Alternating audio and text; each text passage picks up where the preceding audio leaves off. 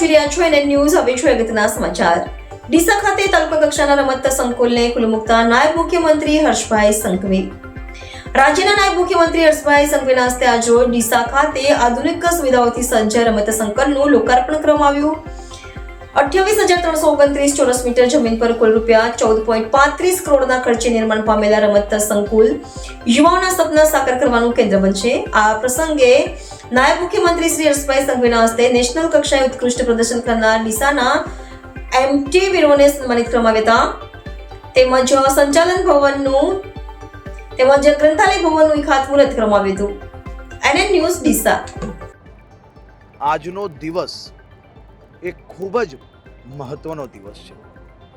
યુવાનો માટે મગજ કસવા માટે પુસ્તકાલયનું બી આજે લોકાર્પણ કરવામાં આવ્યું છે અને શરીર કસવા માટે પાલનપુર અને ડીસા ખાતે સ્પોર્ટ્સ કોમ્પ્લેક્સનું બી લોકાર્પણ કરવામાં આવ્યું છે.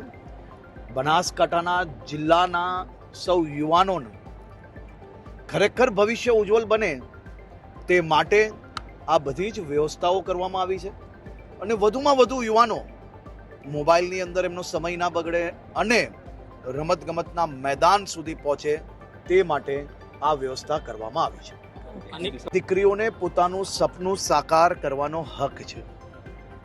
દરેક નાના નાના યુવાનોને બાળકોને એનું સપનું સાકાર કરવાનો હક છે.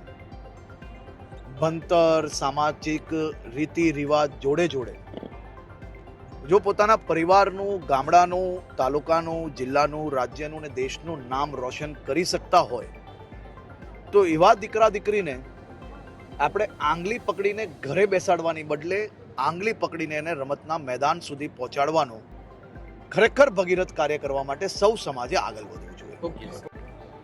વલસાડ જિલ્લાના એક નાનકડા ગામના ગરીબ પરિવારની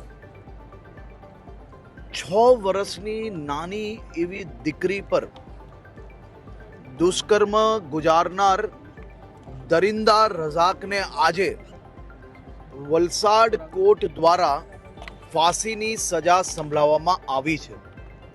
વલસાડ જિલ્લા પોલીસ દ્વારા આ દરિંદાને 48 કલાકમાં પકડીને 18 દિવસની અંદર ચાર્જશીટ પૂર્ણ કરીને પૂના 2 વર્ષની અંદર આ કેસમાં આ આરોપીને આજે ફાંસીની સજા અપાવવામાં સફળતા પ્રાપ્ત કરી છે. હું રાજ્યની સૌ માતાઓ, બહેનો, દીકરીઓ વતી વલસાડ જિલ્લા પોલીસ અને સ્પેશિયલ લોયરની બેઉજનને ખૂબ ખૂબ આભાર માનવા માંગુ છું. ઓકે સાહેબ, આજે બનાસકાંઠામાં